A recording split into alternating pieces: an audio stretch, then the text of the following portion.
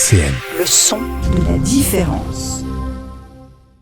Réussite éducative sur RCN, animé par le clown Chamallow et David Richard. Et le clown David Richard, non je plaisante, voilà c'est la métaphore fidèle de la semaine dernière pour ceux qui suivent nos émissions, voilà avec fidélité, vous êtes nombreux, des millions de plus en plus chaque jour, je le sais, vous le savez, chaque semaine, vie associative à 17h depuis bien des années, réussite éducative une semaine sur deux, et là vous allez me dire, mais non Chamallow, la semaine dernière c'était déjà réussite éducative, eh oui on enchaîne 2 réussites éducatives, voilà parce qu'on a des invités qui viennent annoncer des choses, ils veulent pas décaler, voilà c'est ça l'organisation, eh oui quel bonheur de vous retrouver là avec mon ami, c'est lui qui le dira à la fin, c'est de moins en moins sûr. David Richard, des RE de Maxéville. T'as vu, il a pris 2 semaines d'affilée sans erreur. Ouais, 2 semaines d'affilée sans erreur, t'as vu ça? Ouais, il est sympa. J'ai pas beaucoup d'annonces à faire puisque nous sommes, vous le savez, chers auditeurs, nous sommes déjà le 19 octobre. Le temps passe vite, tu trouves pas, David? Oui, bah pour le coup, très vite. Très vite. Voilà, un petit clin d'œil, chers auditeurs. Vous savez que des fois, on enregistre plusieurs émissions d'affilée. Donc, pour nous, le temps passe très très vite. On est déjà 19 octobre. Vous le savez, on est encore dans le mois Octobre Rose. Vous retrouvez bien sûr en podcast les émissions Vie associative. La toute dernière, j'avais reçu d'ailleurs Rachel, une des représentantes d'Octobre Rose. Vous savez, c'est un de nos fils rouges, un de nos fils roses, comme j'avais dit. Elle était venue nous parler de son action à Pont-Saint-Vincent. Voilà, action là, au sein de laquelle on était l'an passé avec l'association Les Petites Grandes Âmes. Le 9, il y avait eu une manifestation, je crois, à 9 maisons. On est encore dans le mois Octobre Rose. Il y a sûrement encore, vous regarderez sur Internet, des manifestations à droite, à gauche. En tout cas, n'hésitez pas à rejoindre cette belle action Octobre Rose si importante. On a terminé voilà tout ce qu'on avait abordé comme thématique, à savoir les spectacles du 15 octobre à TD Carmonde. Vous retrouvez les émissions en podcast, etc., etc. Le spectacle, je peux pas vous dire si c'est bien passé parce que vous avez compris, chers auditeurs, que j'enregistre cette émission un petit peu avant d'être monté sur scène. Donc je vais pas vous faire le coup du tout c'était génial, etc., etc., parce qu'on sait jamais si la salle Rographe s'écroule. En tout cas, si vous êtes venus, et je sais que vous avez sûrement été nombreux, j'en suis sûr, j'ai eu beaucoup de messages de personnes qui me disaient qu'ils allaient passer, d'auditeurs d'RCN. Je vous en remercie et je salue tous les bénévoles de la TD Carmonde et toutes les associations qui sont accrochées, affiliées, etc., etc., etc. Et on reparlera également dans les prochaines émissions, vous savez, des sœurs optimistes, des ONTA, c'est-à-dire des clubs services qui sont solidaires avec mon ami Jean du Rotary Club, avec le Kiwanis, avec le Lions Club, toutes ces personnes que j'avais reçues dans plusieurs émissions. Et pourquoi je parle des sœurs optimistes et des ONTA? Tout simplement parce que du 20 novembre au 10 décembre, vous savez, c'est la période des actions, des manifestations voilà, pour les violences faites aux femmes, enfin contre les violences faites aux femmes, pour dire ça de manière plus exacte. Et on reparlera donc des sœurs optimistes, des ONTA et de toutes les associations qui luttent contre les violences faites aux femmes. Je sais que vers le 20 novembre, ils vont essayer de mettre plein de orange sur la place Stanislas parce que c'est leur couleur. On avait le rose d'Octobre Rose et des blouses roses. On avait le jaune du Téléthon. On a le orange de ces manifestations-là. Voilà, que de couleurs. On en reparlera bien sûr parce qu'on sera à leur côté avec l'association Les Petites Grandes Âmes pour plein d'actions. J'ai fini mon petit planning et je crois que à ma droite, on va pas tout de suite faire le tour de table, mais j'ai quand même à ma droite, je le déplore, chers auditeurs, le comeback, le retour de Corinne qui va également s'insérer non seulement après dans l'émission, mais s'insérer dans ce petit début, petit calendrier info, puisque je crois que tu voulais nous annoncer. Alors oui, merci beaucoup. Alors oui, effectivement, la ville de Maxéville fête Halloween le 26 octobre après-midi au CILM. Donc on débutera à 14h par un défilé. Ensuite, il y aura des animations créatives, ateliers motricité, maquillage, lecture et un goûter. Donc le 26 octobre au CILM. N'hésitez pas à vous inscrire au 03 83 32 30 00, je répète 03 83 32 30 00 pour la fête d'Halloween et vous demandez le relais petite enfance. Voilà, merci beaucoup, je repasse la parole. Ouais, non mais c'est important. Ouais. Et quand je disais Halloween et Corinne, c'était sans transition, bien sûr. Hein. Bien entendu. David, thématique générale de l'émission. Je suis là, ça y est. La thématique générale de l'émission, on va recevoir des assistantes maternelles qui vont nous parler de différents aspects du métier. On va avoir aussi une petite chronique, on verra ça tout à l'heure lors du tour de table. Et puis effectivement, on a aussi une maman employeuse qui va pouvoir nous faire part un petit peu de son expérience et de son ressenti. Et ça, c'est chouette parce que c'est ce qui nous manquait pour l'instant, puisque ce n'est pas la première émission sur ce thème et c'est sûrement pas la dernière non plus. Le côté parent est important. Alors, j'avais normalement aussi des parents qui n'ont pas de mode de garde et c'est pas pour cette fois-ci parce que malheureusement les gens prévus n'étaient pas disponibles, mais ce serait intéressant aussi d'avoir un échange justement avec des gens qui n'ont pas de mode de garde, que ce soit par contrainte ou par choix. Très bien. Ouais, très bon teasing. Et tout de suite un rapide tour de table. On démarre par allez, à notre gauche. Ça change de Allez. l'émission précédente. C'est Allez. parti. Bonjour. Bonjour. Alors moi, je m'appelle Magali, je suis assistante maternelle sur Maxéville depuis 7 ans. Et du coup, j'accueille des enfants à la journée et en périscolaire. Merci. Bonjour, moi je m'appelle Marion, donc je suis la maman d'un petit garçon qui est gardé chez une nounou. Pour moi, j'appelle ça l'assistante maternelle nounou. Donc depuis maintenant, mois de mai 2020. Et le petit garçon, il s'appelle Ah mais non, Non. non. Ah, on dit pas Ah bah C'est non, une question on dit pas. piège. Moi, je voulais c'est une rendre question hommage, piège. ça partait d'un bon sentiment, je voulais faire On dit coucou. pas. On dit pas, d'accord. Eh ben, on le salue quand même. Vous voulez bien Mais on le salue. Salut. Voilà, ça c'est fait. Merci beaucoup. Je sais pas du tout, je connais pas cette dame. Oui. Oui, c'est moi, Martine. Ah non, maintenant je regardais clair, c'est de pour ça. Maxéville. Mais c'est pas grave, allez, on va faire le milieu, ni droite ni gauche. Oui, Voilà. Martine, enchantée Martine. Alors voilà, moi je suis assistante maternelle depuis 20 ans déjà et j'ai un agrément de jour et jour-nuit. Voilà. Et jour-nuit. D'accord. C'est bien parce que ça fait des expériences très différentes Ah oui. encore de celles qu'on a entendues dans la dernière émission sur le Mhm. thème. Voilà, ça va être intéressant ça. Et on continue. Et on continue. Eh bien, moi, je suis Claire, je suis également assistante maternelle sur Maxéville Centre et je suis là aujourd'hui. Je vous ai préparé une petite chronique. Ça va être quoi le thème? Alors, le thème, ça s'appelle « Faites comme vous êtes Ouais, vous ne Prometteur. faut pas que je fasse comme ça, moi. Oui, on en parlait tout à l'heure d'ailleurs. Et Corinne qui incarne. Et donc Corinne, donc, qui est coordinatrice au Relais Petite Enfance. Relais Petite Enfance, en fait, ça permet d'accompagner les familles dans la recherche d'un mode d'accueil, que ce soit collectif, en crèche, halte garderie ou chez les assistantes maternelles ou les aides à domicile. Waouh, et t'as encore besoin de feuilles alors que c'est la 12e fois que tu viens, quoi. Non mais là, j'en reviens pas, quoi. N'oubliez pas que c'est filmé, hein. Eh ben, on va voir la solidarité qui s'exerce autour de cette table. Eh On ben, se passe merci, des feuilles merci et en tout. tout cas d'avoir accepté notre invitation. Et c'est parti tout de suite, la petite enfance. Une première question, Alors, piège, t'as David. un problème avec l'ordre de passage déjà, la Non, dernière justement, là, je émission. lance pas le déjà, passage, c'est justement. compliqué. Là, justement, c'est je lance pas, compliqué. je dis, On voit bien.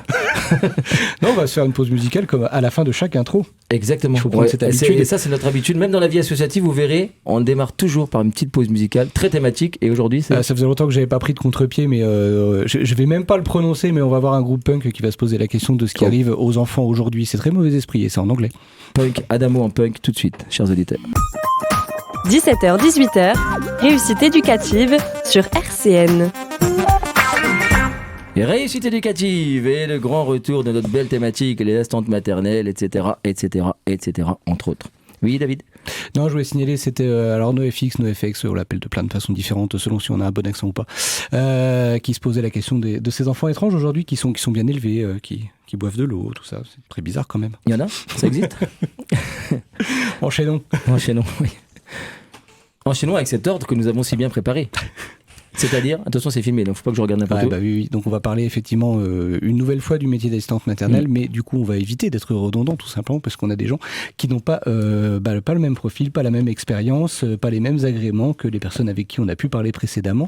Je vais peut-être laisser Martine nous prendre la parole et puis nous présenter un petit peu son activité, sa manière de l'exercer, de la vivre, voilà. Bien, moi, j'ai choisi de faire le métier d'assistante maternelle car je voulais trouver une profession qui me permettait d'élever mes 2 enfants. Je connaissais déjà cette profession car moi-même, étant élevée chez ma nounou, ma maman de cœur, qui me gardait jour-nuit, qui n'est plus là. Aujourd'hui, un hommage à elle qui m'a élevée comme je suis aujourd'hui. Et je la remercie du fond du cœur. Il y a 20 ans que j'ai choisi de suivre le même chemin, nourrice agréée.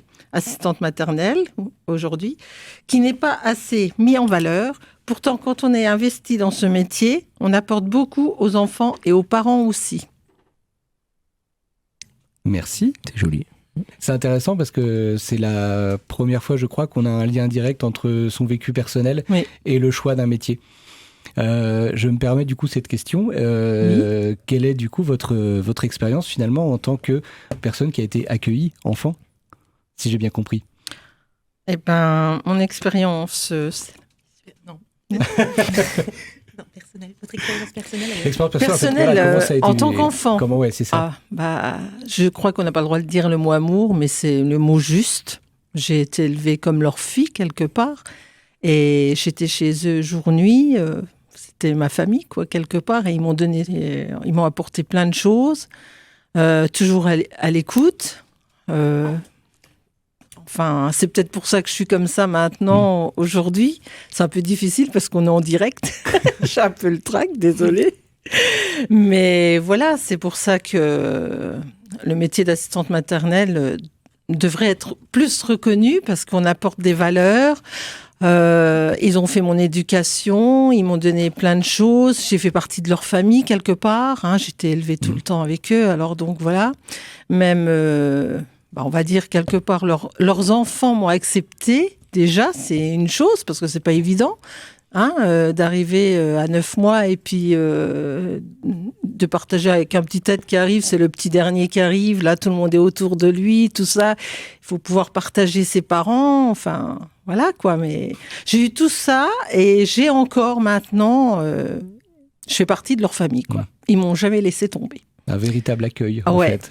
Donc mes parents sont plus là quelque part, ma nourrice qui était ma maman quand même quelque part, pour moi ma maman de cœur. Et j'en suis très reconnaissante et j'ai encore ces enfants qui s'occupent de moi actuellement et voilà, je fais partie de la famille. Donc chouette. Ça c'est beau. Ah oui, c'est un lien qui perdure. Voilà, tout à fait. Ouais, d'où l'importance et d'où la vocation finalement. Voilà, on peut parler de vocation. Tout à fait. Bien, merci pour cette petite présentation. Est-ce qu'on fait la même chose avec Magali, je suis désolé. Alors c'est une très belle histoire, mais moi c'est pas vraiment ça. Moi j'ai décidé d'être assistante maternelle parce que déjà j'adore les enfants et j'aime les aider à grandir et à s'épanouir. Et j'ai travaillé avant d'être assistante maternelle en crèche pendant plusieurs années. Et du coup, ensuite, après, j'ai voulu faire mon petit truc à moi, chez moi, m'occuper des enfants et faire mes activités, faire à mon rythme. D'accord. Voilà. Donc c'était aussi peut-être une façon de pouvoir, faut m'arrêter si j'ai une bêtise, mais de pouvoir mettre en œuvre des choses qui vous sont venues dans votre travail en collectif, ouais, avec un petit peut-être peu, plus en de quelque souplesse, sorte, ou plus de liberté. Oui, avec un peu plus de liberté, c'est ça, ouais. Respecter plus le rythme de l'enfant, faire mes petits trucs à la maison avec eux. Bien. Merci.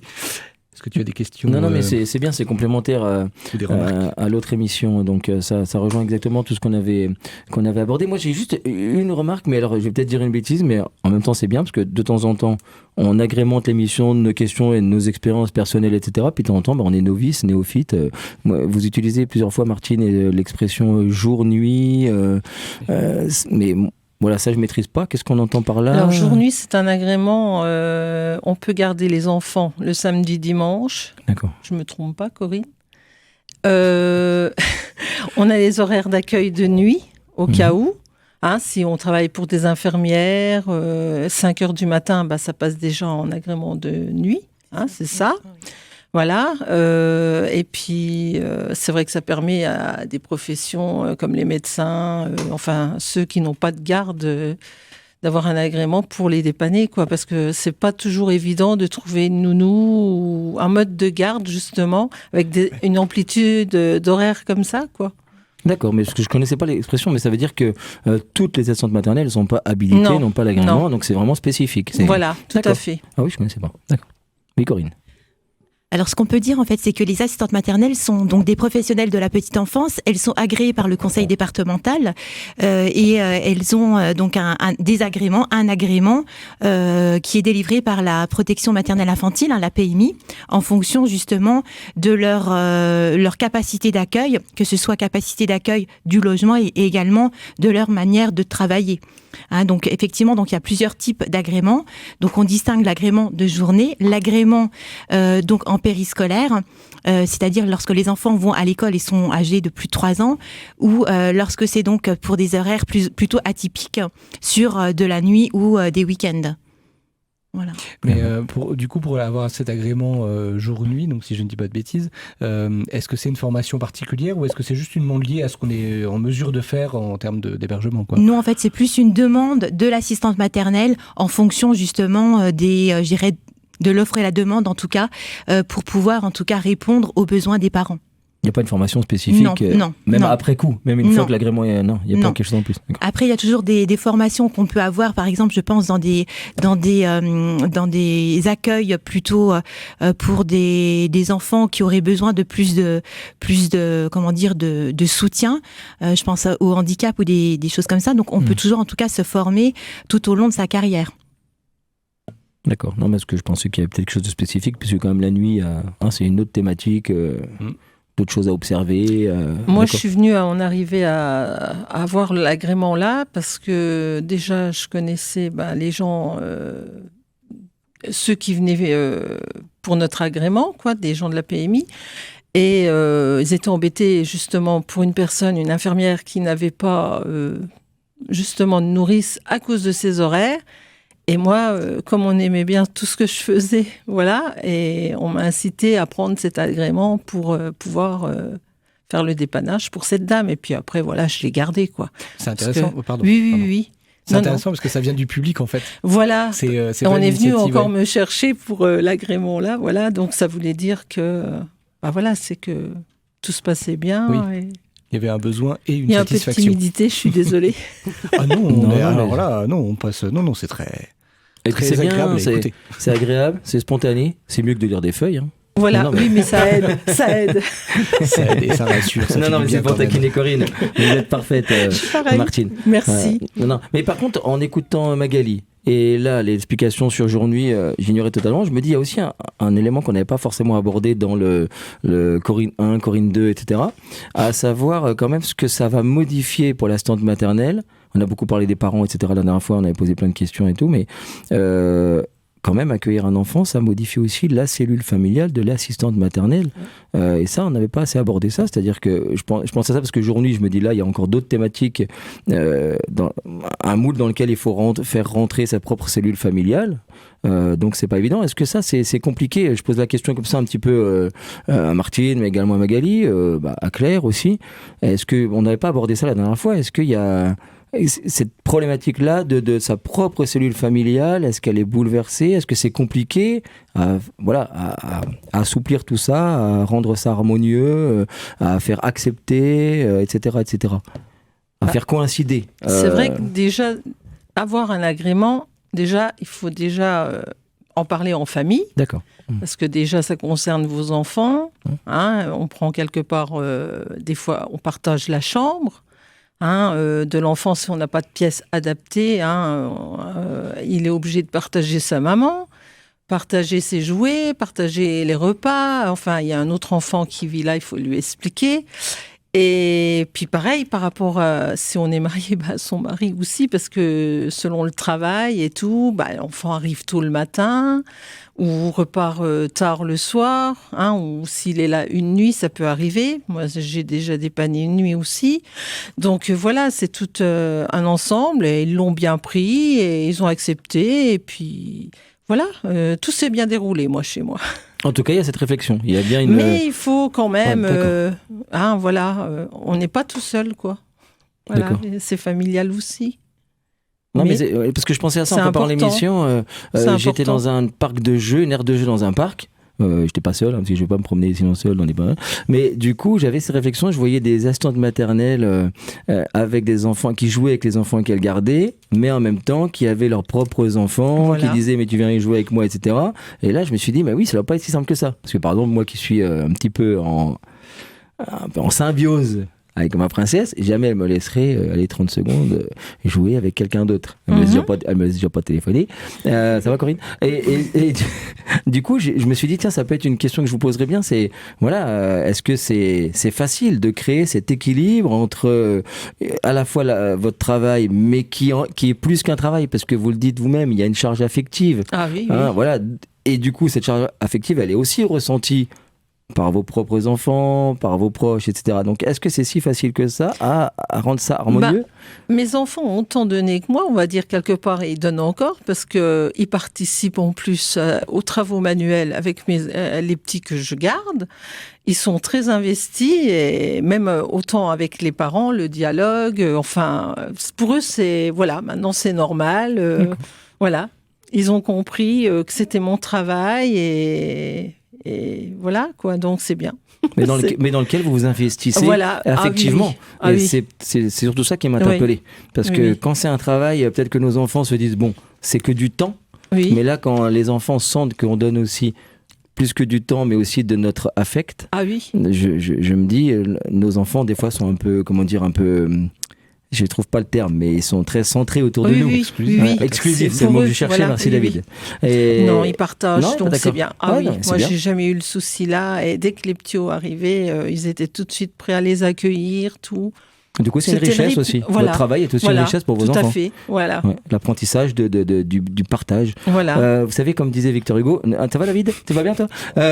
Chacun en a sa part et tous l'ont tout entier. Il parlait de l'amour maternel. Chacun en a sa part et tous l'ont tout entier. Donc je pense que vous savez très bien partager tout en donnant tout à chaque moment. Voilà. Et c'est tout parfait. À fait. Voilà, merci Victor Hugo, merci David. Et chez Magali, ça s'est passé comment ? Moi, comme Martine, du coup, j'en ai parlé avec ma famille avant. Ça n'a jamais posé de problème. Et puis ma petite dernière, elle a 4 ans. Et du coup, j'ai été déjà assistante maternelle quand elle est née. Donc elle a grandi avec d'autres enfants. Et du coup, elle ne veut pas jouer toute seule. Quand le samedi, dimanche, j'ai pas d'enfants, elle réclame du coup les autres enfants. Donc elle, ça lui pose pas de problème non plus. C'est intéressant ça, que du coup, ça rejoint finalement ce que disait Martine, c'est devenu une normalité. Oui, c'est une normalité. C'est la normalité, c'est la norme, du coup, ça pose plus de soucis en soi. Si on arrive effectivement à cette étape-là, évidemment, je préjuge pas du fait que ça marche toujours, mais j'imagine que ça, voilà. Oui, c'est des cas. Ça a quand même l'air d'être assez naturel pour vos enfants. En tout cas. Peut-être même une richesse. Je le comprends bien. De ce que j'entends, c'est peut même être une richesse, du coup. L'apprentissage de la collectivité, sociabilité, tout ça. Que de grands mots, mais... c'est ça. D'accord. Ouais, c'est bien. Est-ce qu'on fait un petit retour en arrière sur la genèse de tout ça ? C'est-à-dire au moment où un parent, j'allais dire soudain, il anticipe quand même, mais a besoin d'un mode de garde et choisit de se tourner vers une assistante maternelle. Et là, je me tourne vers Marion pour poser cette question-là. Transition. Attends. Professionnel. Comment ça se passe dans ces cas-là ? Comment on choisit ce mode de garde-là plutôt qu'un autre ? Alors, c'est un peu... nous, c'est compliqué parce que moi, je travaille aussi dans le milieu médical. Et donc, au départ, j'ai grandi avec une nounou. Moi, j'étais mon mode de garde quand j'étais enfant, c'était une nounou, donc j'avais pas d'a priori là-dessus. Sauf que on en entend beaucoup parler maintenant, de se disant est-ce que ça se passe bien chez les assistantes maternelles ? Ils sont tout seuls, il y a moins de retours, et ça c'est toujours une crainte. Faut l'avouer, il faut dire ce qui est. C'est vrai qu'au départ, nous on s'était tourné de par nos horaires, parce qu'on a des horaires très particuliers, une très grosse plage horaire, avec des fois on quitte tard, sur l'accueil proposé par nos employeurs. Nous étions pas prioritaires, et donc on nous a dit il y a pas de place. Donc là, on s'est dit, qu'est-ce qu'on va faire ? Moi, je dis, on va prendre une nounou. Donc on a dit, ok pour la nounou. On a eu de la chance, des amis à nous ont déménagé et nous ont dit qu'ils libéraient leurs 2 places chez leur nounou à eux. Et donc on a dit, bingo, ça se passait bien. Ils nous ont dit, génial, vous verrez, vous ne pourrez pas mieux tomber. Et c'est vrai. Donc, non, mais il faut avouer, faut rendre à César ce qui est à César. On a eu une chance inouïe de trouver cette nounou. Notre fils est très content d'y aller. Et il apprend plein de choses. Et j'ai jamais senti notre fils en difficulté ou même ne serait-ce qu'en danger quand je le laissais à notre nounou, notre assistante maternelle. Et il était très bien. Donc, je comprends la crainte de certains parents parce qu'on en entend parler sur les réseaux sociaux, sur plein de choses. Qu'est-ce qui se passe chez les assistantes maternelles ? Et puis la crainte de dire l'assistante maternelle, elle a personne comme contrôle, elle laisse devant la télé les enfants. Et c'est ce qu'on entend. Et je dis juste que non, c'est pas vrai. Moi, j'ai été élevée par une nounou, donc j'ai toujours des contacts qui est invité à notre mariage, qui est invité à plein de choses. Donc ça fait vraiment partie de l'éducation et de la famille. Et je pense que quand on trouve quelqu'un de confiance, c'est important. Et voilà. Et je pense qu'il faut se laisser le temps. En effet, des fois, j'ai des amis qui me disent moi, j'arrive pas avec la nounou. Je dis laisse-toi un peu de temps. C'est juste qu'il y a une différente façon de faire. On part avec un modèle éducatif qui est pas forcément celui qu'une nounou va proposer parce que c'est pas forcément sa façon de voir les choses. Mais après, tout est sujet à la discussion et tout est sujet à tant que l'enfant est en sécurité et bien et heureux, pose pas trop de questions. Moi. Donc voilà, nous on a trouvé vraiment, c'était simple. Donc moi j'ai pas trop de choses à dire, sauf qu'on a eu beaucoup de chance de la trouver parce qu'on a des horaires particuliers, des grosses plages horaires, qu'on a beaucoup de choses qu'on le laisse souvent. Mais voilà, il rentre, il est très heureux, très content d'y aller tous les jours. On va voir Nounou. Oui, on va voir Nounou, oui. Donc voilà. Après, il y a d'autres parents qui ont moins de chance, mais les sites des différentes mairies, nous on habite à Nancy, donc c'était au départ parti sur le site de Nancy qui référence toutes les assistantes maternelles, où justement vous voyez les horaires, vous voyez tout ça. nous, on a au début regardé avant d'avoir la place de disponible qui s'est libérée par chance. Et puis, il faut faire les entretiens, il faut faire tout ça. Mais c'est vrai que nous, on a fait 2, et puis au bout du 2e, on a trouvé notre perle rare. Donc, merci. C'est bien. Bon, après, comme disait David tout à l'heure à propos des expériences qu'on avait entendues de Magali et de Martine, il est vrai aussi que c'est bien d'entendre ce type d'expérience parce que la vie, c'est toujours une sorte d'équilibre. Il nous arrivait d'avoir des échos un peu différents, ou peut-être de connaître nous aussi des expériences personnelles plus ou moins positives. Du coup, c'est quand même bien que vous ayez présenté ça, parce qu'il faut le dire, voilà. Il y a quand même souvent, je pense d'ailleurs, mais je pense que c'est quand même la majorité des cas. Voilà. Mais après, il y a aussi des cas plus compliqués, et du coup, c'est aussi pour ça qu'on fait cette émission, pour voir pourquoi, qu'est-ce qu'on peut améliorer, quelles sont les thématiques. Mais comme vous, ça se passe bien. Du coup, nous, à un moment donné, je me suis dit, on est déstabilisé. Comme ça se passe très très bien, on a moins de questions. Mince. Mais mine de rien, il y a quand même une question quand ça se passe extrêmement bien comme ça. Est-ce que ça a été si facile, vous allez comprendre ma question, mais pas tout de suite. Est-ce que ça a été si facile que ça se passe bien? Et je m'explique. Quand on est parent, je parlais tout à l'heure du caractère exclusif de ma princesse, mais on est aussi un peu pareil nous-mêmes. Est-ce que le fait que ça se passe bien, c'est si facile que ça tout de suite pour vous de voir que ça se passe très bien quand il rentre? Est-ce qu'il n'y a pas un sentiment qu'on va tout de suite réprimer, etc., de se dire oui, mais l'affection, je préfère qu'il les donne qu'à moi, tout ça, non? Moi, j'ai surtout... elle est neutre, ma question. Non, oui, bien sûr, je comprends, mais en fait, moi, c'est surtout... j'envie le temps que, par exemple, Martine peut passer avec mon fils, que moi, j'ai pas le temps de faire, en fait, que je ne peux pas faire, et donc, du coup, des fois, je me dis, cette envie-là, elle est plutôt de se dire, elle fait des choses avec mon fils que moi, je peux pas faire. Et ça, des fois, c'est vrai que c'est compliqué dans le sens-là, de se dire, oui, j'ai pas le temps de faire le quart de ce que ma nounou fait avec mon fils. Mais d'un autre côté, il est tellement heureux et tellement bien, je peux pas lui en vouloir. Et après, Martine s'est restée à sa place, il y a aucun souci là-dessus. C'est une place de nounou et c'est essentiel pour mon fils, mais c'est une place de nounou et voilà. Mais parce que ma question, elle était, et vous avez répondu aux 2 aspects, c'est très bien, elle n'était pas seulement, est-ce qu'il y a un petit ressentiment envers le ailleurs, c'est-à-dire vers la nounou, etc. C'était pas que ça. Il peut y avoir ça peut exister, mais apparemment très bien, il n'y a pas de souci. Mais c'était même au sens difficile à vivre sans en vouloir à la nounou, etc. Mais difficile tout simplement, mais vous y avez répondu, c'est-à-dire c'est pas... Voilà, vous avez parfois un peu dit j'aurais aimé vivre ça, etc. Mais vous préférez quand même finalement que tout se passe bien. Et c'est sûr que voilà, il y a certaines choses que moi que je peux pas faire et c'est des trucs que je rattraperai jamais. Mais je sais que mon fils a pu les vivre et du coup c'est bingo pour lui en fait finalement. Donc il faut prendre après voilà. Mais c'est vrai que je suis quelqu'un d'assez positif, donc c'est sûr que au lieu de me lamenter, de me dire que je peux pas le faire, il le fait avec quelqu'un d'autre. Certes, c'est pas moi, mais il le fait avec quelqu'un qui je sais, on ne peut pas parler d'amour justement, mais qui a beaucoup d'affection pour lui, tout du moins. Et ça, j'en suis convaincue. Ouais, il y a l'obligation aussi, c'est un truc tout bête, mais c'est de se dire que de toute façon on est dans une obligation pour des raisons professionnelles, etc. et on ne peut pas faire autrement à un moment donné.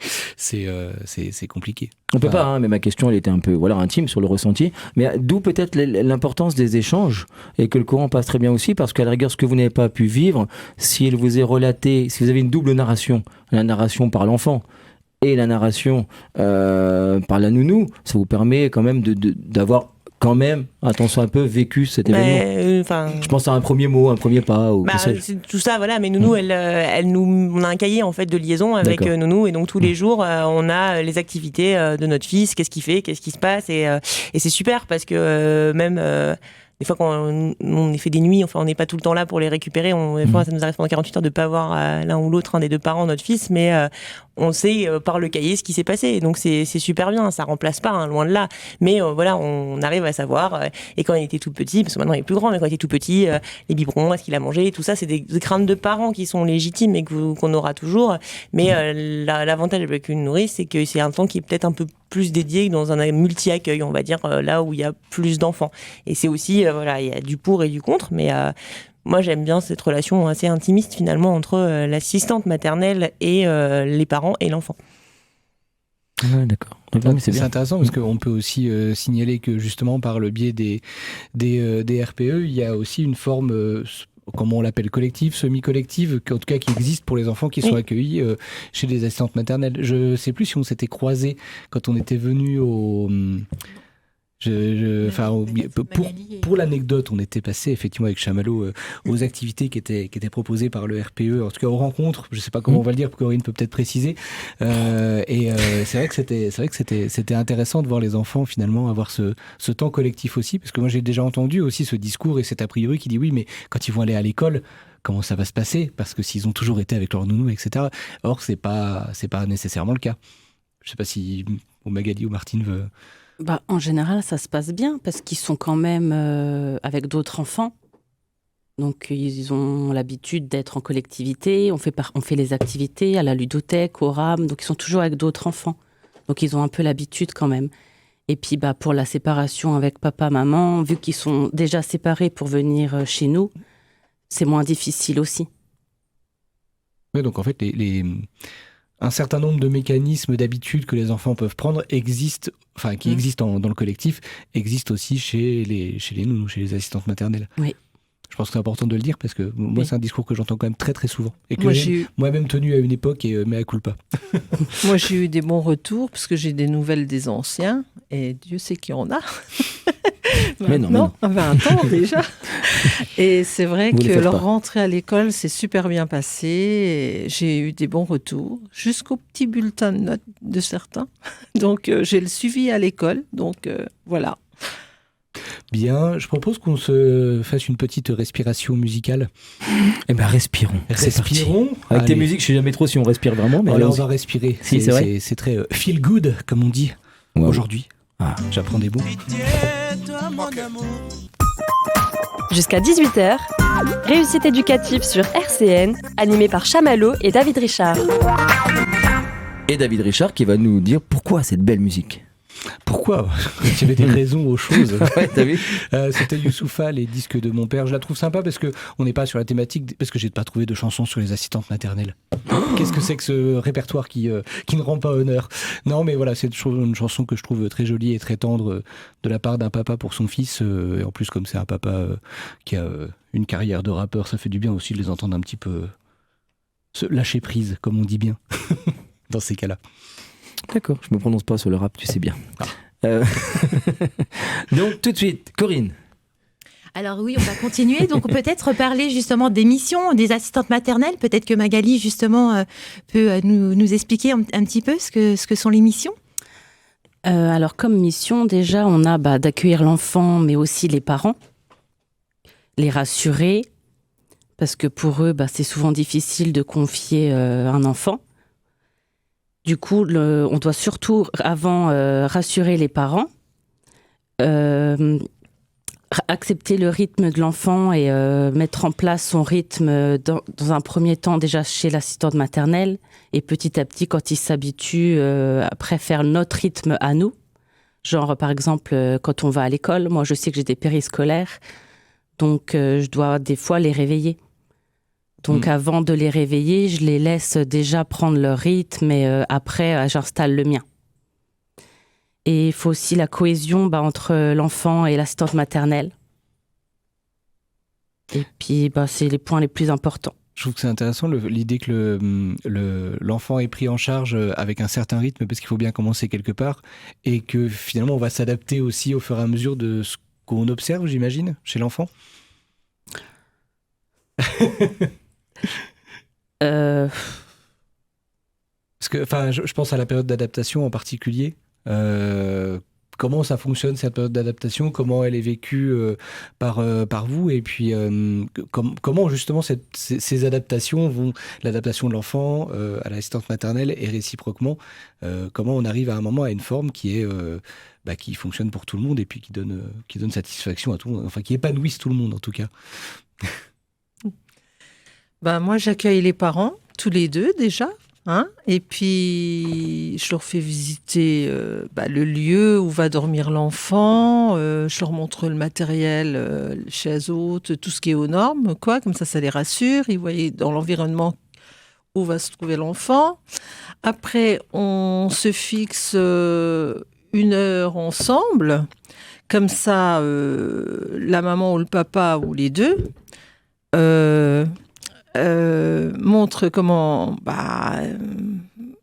Le rythme de l'enfant, quoi, sur une journée, quoi, comment que ça se passe, ils nous donnent les détails. Après, je fais un biberon devant eux pour pouvoir les mettre à l'aise et voir aussi si l'enfant prendra bien son biberon avec la nounou, parce que il n'y a pas que les parents qui sont stressés, il y a la nounou qui est stressée, il y a l'enfant, parce que c'est un nouveau départ, on recommence tout à zéro quelque part.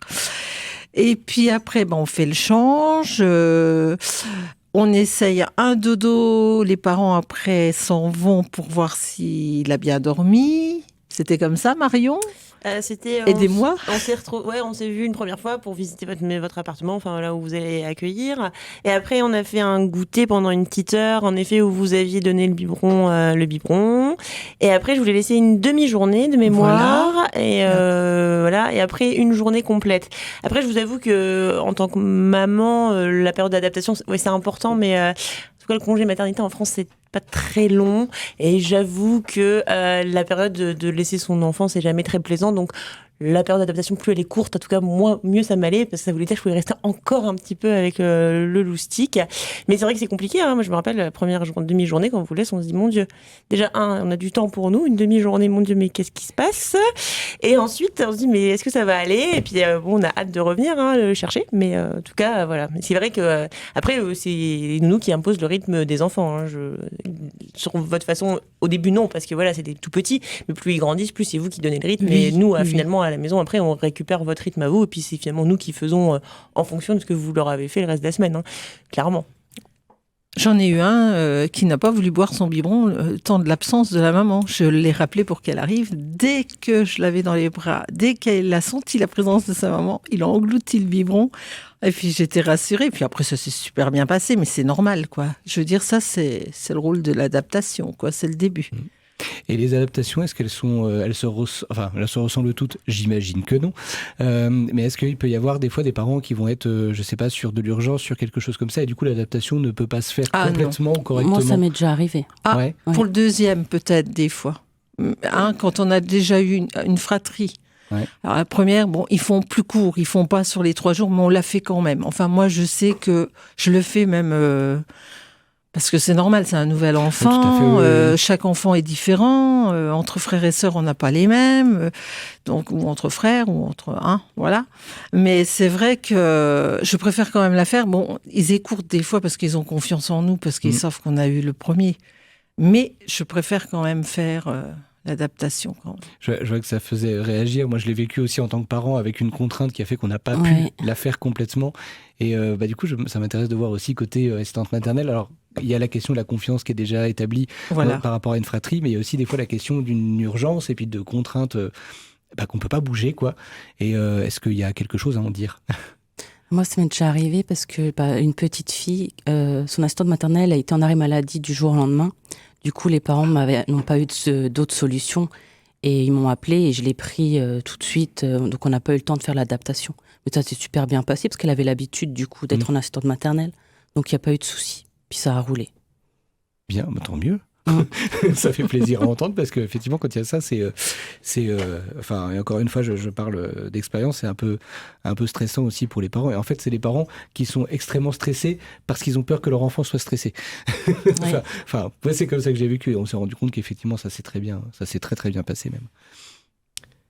On va pas trop tarder à passer la parole à Claire. Cela dit, est-ce qu'il y a encore quelques petites remarques à faire? Alors peut-être qu'on peut parler justement des qualités pour être assistante maternelle. Allons-y. Qui veut commencer au choix? Déjà, on va parler pour toutes les nounous, pas perso. Déjà, il faut être patiente, que la famille, comme on l'a dit tout à l'heure, accepte notre métier.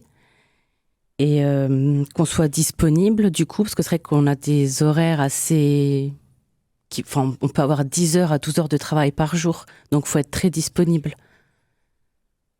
On commence tôt le matin, j'ai déjà commencé à 6 heures et j'ai déjà fini à 20 heures. Martine, elle, toi tu fais la nuit. J'ai eu plus. Ouais. Donc c'est vrai qu'il faut vraiment être très très disponible. Ouais. Mais c'est intéressant parce qu'on pense aux salariés en général et à leur temps de travail, et là en fait... On se dit qu'ils vivent avec nous quelque part. Parfois, on ne considère pas les assistantes maternelles encore de nos jours comme des professionnels, mais en attendant, c'est des horaires, c'est des heures de travail qui peuvent être qu'en fait, qui serait peut-être compliqué. Alors, je parle pas pour les professions médicales, parce que vous le vivez aussi, qui sont compliquées, voilà, et on se rend pas compte de cette charge de travail, finalement. Même si elle est prise avec bonheur, hein, mais... Je peux poser une question piège? Ouais, alors, mais parce qu'à cause de l'heure, j'en pose pas depuis 5 minutes, je me tais. Alors, mais comme je vois qu'on enchaîne quand même, alors. Voilà, c'est ça. Il faut qu'on la fasse très vite. Moi, depuis tout à l'heure, je parle plus parce que je me dis il faut la chronique de Claire. Mais comme je vois que vous enchaînez, j'avais une question quand même. Mais je vais essayer d'être très rapide. Il est bien d'accord et j'en suis conscient. Je suis d'accord aussi que les parents sont des fois très très très compliqués et qu'il est normal que quand on dépose nos enfants chez une assistante maternelle, c'est aussi pour le mettre dans un lieu qui a ses règles, ses codes, etc. Et c'est bien aussi que ce soit formateur pour les parents que d'accepter effectivement, hein, si vous avez des parents qui vous disent moi je nourris mon enfant Coca-Cola dans le biberon, il est normal qu'arriver dans un lieu sain, c'est-à-dire chez les assistantes maternelles, eh bien les parents, nous parents, tous les parents, on soit aussi voilà, on va s'adapter à un milieu qui a ses règles et ses codes, ce qui est normal. Mais ceci étant posé, on en est tous d'accord, bien entendu. Est-ce que chaque parent, pour vous, est différent? Vous avez le droit de ne pas être d'accord avec moi et de dire le contraire, mais est-ce qu'il y a quand même une légère adaptabilité à certaines pratiques, encore une fois, pas celles qui seraient hors normes quand on élève un enfant, et mon Coca-Cola et d'autres, mais est-ce qu'il y a une petite quand même, une malléabilité? Je pense à ça parce que j'avais évoqué dans l'autre émission où on avait reçu Corinne, comme d'habitude, je disais une assistante maternelle qui disait que, bah oui, il faut que le bébé arrive, déjà le petit déjeuner pris, le biberon pris, et qu'il soit habillé parce que ça fait pas partie des prérogatives. Or moi ça me gênait aussitôt que ça, alors qu'elle dormait encore, je voulais la déposer telle qu'elle, encore endormie, avec le biberon fait mais pas donné, et je me suis dit moi ça m'embêtait parce que du coup la réveiller à un moment où elle dormait encore profondément, je trouvais ça de la torture. Alors ça m'amène cette question, vous positionnez pas sur mon cas personnel parce que c'est pas la question, mais est-ce que il y a pour vous, chaque parent a quand même, au-delà de choses qui seraient hors normes, il y a quand même, chaque parent, est-ce qu'il a sa singularité, et du coup est-ce qu'il y a une malléabilité quand même, sans déroger à vos règles, mais est-ce qu'il y a une malléabilité à chaque parent, oui ou non? En quelques mots. En quelques mots. Parce qu'on est vraiment juste. Bah, moi, je sais que normalement, quand je reçois un parent, dans mon contrat, il est stipulé que je fais la sérieuse, là, qui doit arriver. Normalement, le biberon pris et le change fait, mais c'est déjà arrivé plus d'une fois que c'était pas fait, et puis ça arrive, et puis je vous ai pas dit de balancer l'antenne. Non mais moi je l'ai pris qu'un exemple, c'est qu'un exemple. Moi je parlais de point de vue général. Non mais c'est pas qu'envers Marion, je veux dire, mais des fois on peut pas prévoir un réveil en retard ou l'enfant n'a pas envie de prendre son biberon, on va pas le laisser sur le palier avec la maman, donc du coup on le respecte pas finalement, on le met pour avertir les parents, mais finalement il arrive, le biberon pas pris, la couche sale, et il peut faire dans la voiture, on va pas dire quelque chose, j'ai jamais rien dit parce qu'un biberon arrivé. Puis c'est le fait de le réveiller quand il dort, ça je trouve ça. Et ben voilà. Donc moi j'en ai déjà accueilli en pyjama. Voilà, à faire moi aussi. Déjeuner, moi aussi. À 6h du matin. Donc à mon prochain enfant, je viens chez vous. Okay. Moi aussi. D'accord. Okay. Marion, oui, chez vous aussi, êtes bien d'accord? Ok. Je prendrai vos numéros. Pas pour le faire, je parle pour après, pour le déposer. Je me dis que le fait comme vous êtes de la chronique de Claire, du coup, enchaîne très bien sur ce qu'on vient de dire là. Tu crois pas si bien dire, mais je te dis pas. Alors oui, Claire qui va, je pense, revenir d'autres fois nous parler d'autres thématiques, mais en tout cas aujourd'hui c'était une inauguration. Merci. Alors merci de me donner la parole. Alors oui, moi j'avais déjà une petite question, savoir si vous vous souveniez justement du célèbre slogan du restaurateur rapide, de la restauration rapide, « Faites comme vous êtes ». Alors pour moi aujourd'hui, c'est pas « Faites comme vous êtes ». C'est pas venez comme vous êtes, pardon. J'allais dire c'était ça, non? C'est faites comme vous êtes, oui. Alors, à l'heure où la pression sociale et celle des réseaux sociaux écrasent les parents, et je pourrais même ajouter les professionnels comme les assistantes maternelles et le personnel de crèche qui est tant en souffrance actuellement, à l'heure où les rayonnages des librairies s'affaissent sous le poids des ouvrages remplis de méthodes, de recettes, de clés, voire d'injonctions ou même de contre-vérités à destination des parents débordés ou qui souhaitent simplement s'informer et surtout bien faire, moi je dis...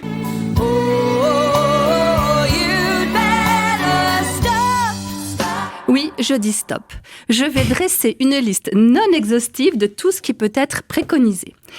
Alors, l'allaitement, le maternage avec le portage par exemple et le cododo, la communication gestuelle et bien sûr non violente, la diversification menée par l'enfant, développer les compétences émotionnelles, acheter des jouets Montessori qui n'en ont vraiment mais alors que le nom, etc., etc.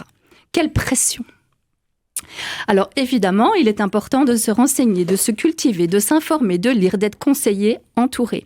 Mais il est important de faire le tri, de faire ses propres choix.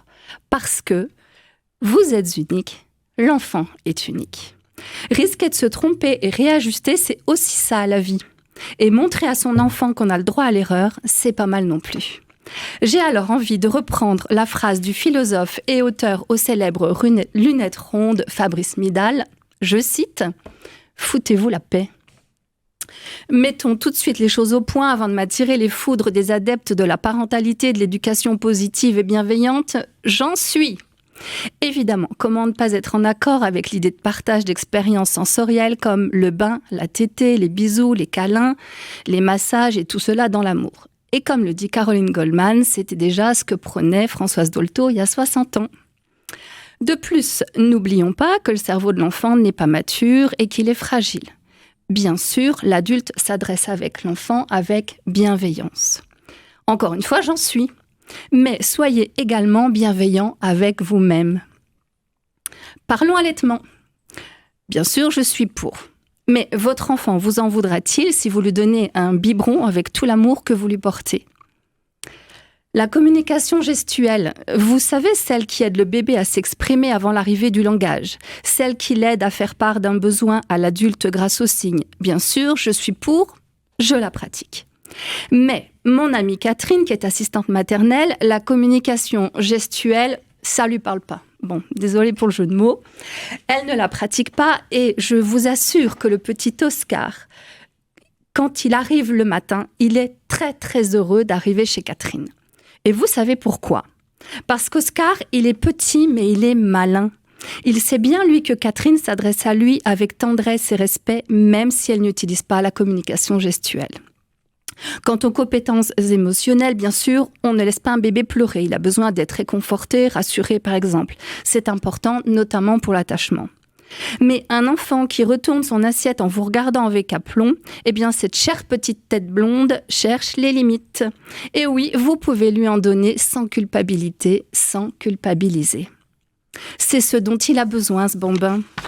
La liberté, oui, mais dans le cadre. Un cadre hermétique, bien posé et immuable sécurise l'enfant, comme le précise Caroline Goldman. De plus, évitons de surcharger les cabinets et les agendas débordants des psys par des consultations de parents débordés ou d'enfants débordants d'affection. Ça, oui, mais qui sautent un peu trop souvent par-delà les bords du cadre. Oui, ça aussi, ça peut exister. Et puis, ce n'est pas parce que votre enfant se met en colère parce que vous lui refusez sa dernière convoitise que vous êtes un mauvais parent. La frustration, c'est aussi ça la vie. Ne vous inquiétez pas, l'enfant sait que vous l'aimez. Vous voyez où je veux en venir ? Halte à la dictature du parent ou de l'adulte parfait. Non, vos amis sur Insta ne sont pas toujours en train de passer un merveilleux moment avec de merveilleux enfants. Je ne dis pas que leurs enfants ne sont pas merveilleux. Ils le sont tout autant que les vôtres. Et vous savez pourquoi ils sont merveilleux ? Parce qu'ils sont très, très énervants. Oui, ils peuvent être très énervants. C'est ça aussi, les enfants. Et de nombreux parents sont épuisés et ont même fini en burn-out parce qu'ils ont des standards exagérément élevés, comme le souligne la psychologue chercheuse Isabelle Roskam. Autrement dit, ne mettez pas la barre trop haute. Faites comme vous êtes. La parentalité ou l'éducation positive pourrait être comme un phare, un cap, et on a le droit de changer de cap. Alors, je vous propose de mettre des priorités, parce qu'on ne peut pas être sur tous les fronts. Gardez des pratiques qui vous semblent justes, celles avec lesquelles vous êtes en phase, qui sont dans vos valeurs et qui sont faciles pour vous. Utilisez dans la mesure du possible celles qui vous conviennent mais qui vous demandent beaucoup d'énergie.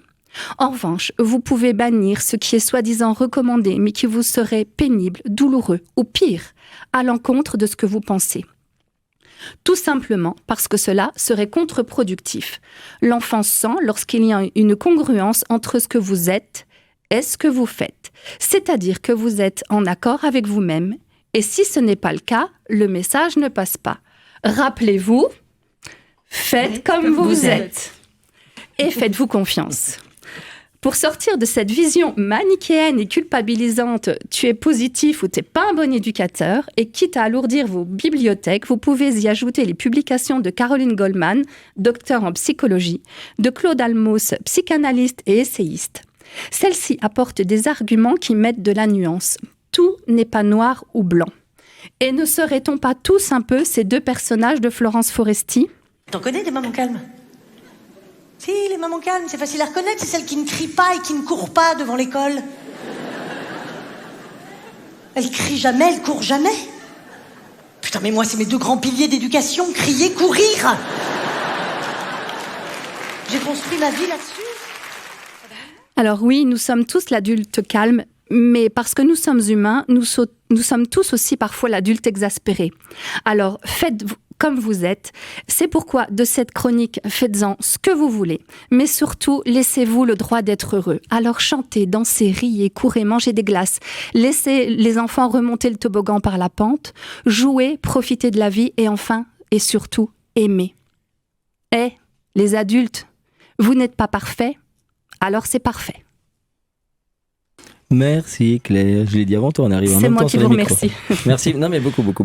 Et tu sais pourquoi, on en a déjà parlé à la dernière émission, ton histoire de qui est bien condensée dans remonter le toboggan par la pente et sauter dans les flaques d'eau. Merci.